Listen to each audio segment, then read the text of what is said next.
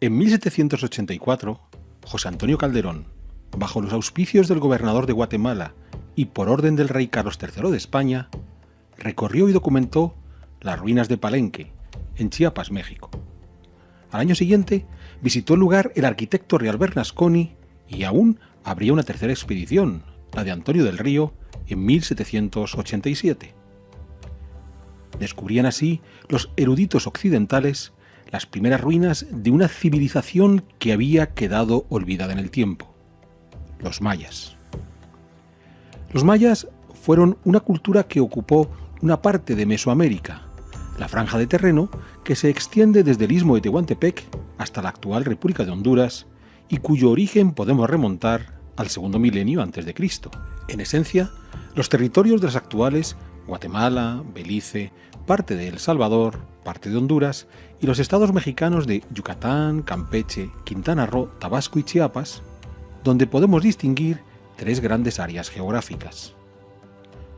Primero, la estrecha franja costera del Pacífico al sur. Más al norte, el altiplano de Chiapas y Guatemala, horadado por las cuencas de, entre otros, los ríos Motagua y Usumacinta. Y por fin, las extensas llanuras del Petén y la península del Yucatán, conocidas como las Tierras Bajas, que comienzan en la continuación de la cuenca del Usumacinta y en la cuenca del Petén hasta la costa del Caribe, donde hoy se halla Cancún. Tras las expediciones del siglo XVIII, fueron muchos los arqueólogos que se adentraron en las Tierras Bajas descubriendo nuevos sitios, como Copán o Tikal a mediados del siglo XIX o El Mirador y Calakmul ya a mediados del siglo XX. En la actualidad, son numerosos los grupos de investigadores involucrados en el estudio de la cultura maya, tanto mexicanos y centroamericanos como del resto del mundo.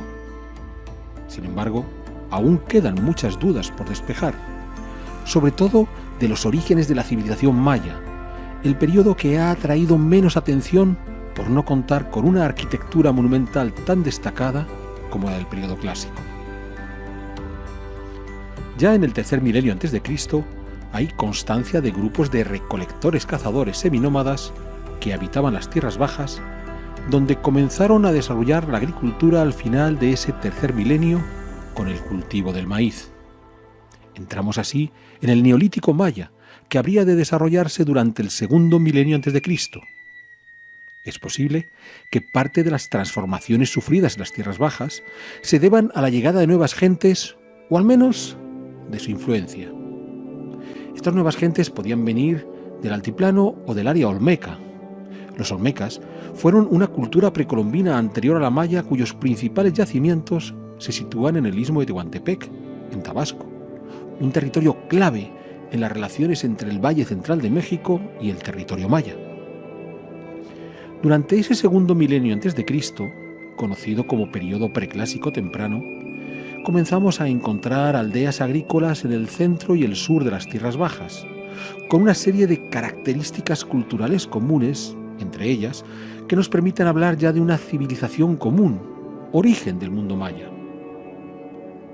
A partir del año 1000 a.C., esta civilización empieza a mostrar los rasgos propios que podemos ver en otras grandes culturas antiguas, estas del Viejo Mundo, como el Imperio Antiguo Egipcio o sobre todo Sumeria, cierto que con un desfase de 2 milenios.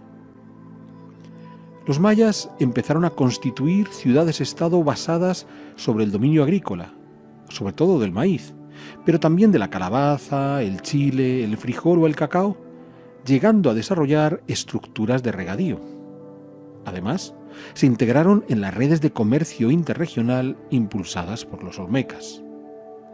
En este sentido, destaca la ruta comercial que se desarrollaba por la franja costera del Pacífico, pasando por Tacalicabaj y Cosumahualpa, para subir al altiplano en el sitio de Caminal-Juyú, donde hoy se encuentra la ciudad de Guatemala.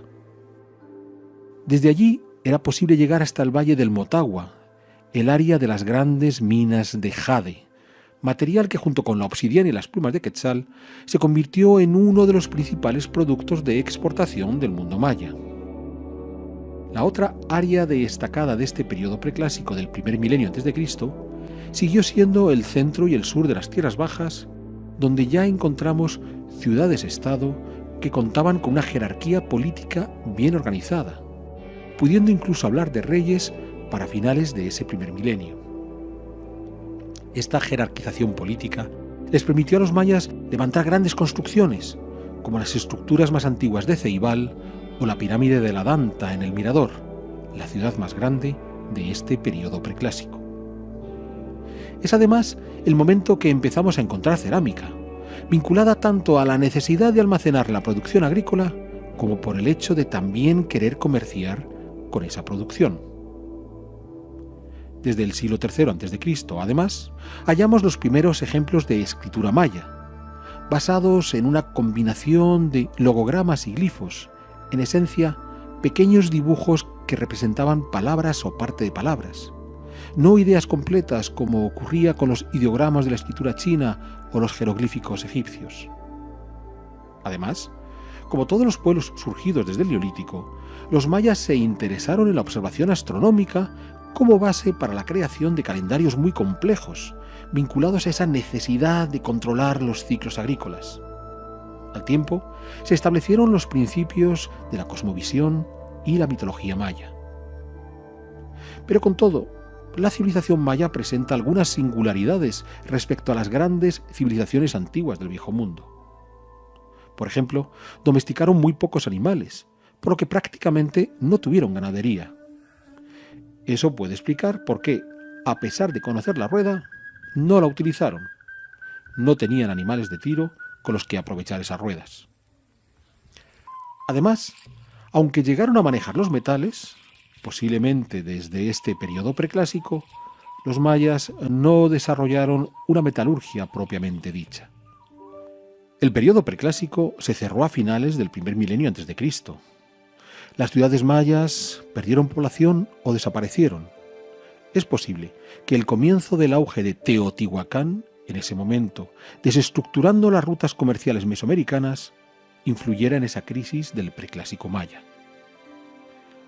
Teotihuacán fue una de las ciudades-estado más destacadas del mundo precolombino, que controlaron, desde su ubicación en el Valle Central de México, la mayor parte de Mesoamérica entre los años 100 y 550 después de Cristo. Serían los propios teotihuacanos quienes volvieron a reactivar el mundo maya al generar una nueva ruta comercial entre el Valle Central de México, a través de la cuenca del Usumacinta, es entonces cuando crece Palenque, hasta llegar al sur de las Tierras Bajas, donde la ciudad de Tikal se convirtió en el principal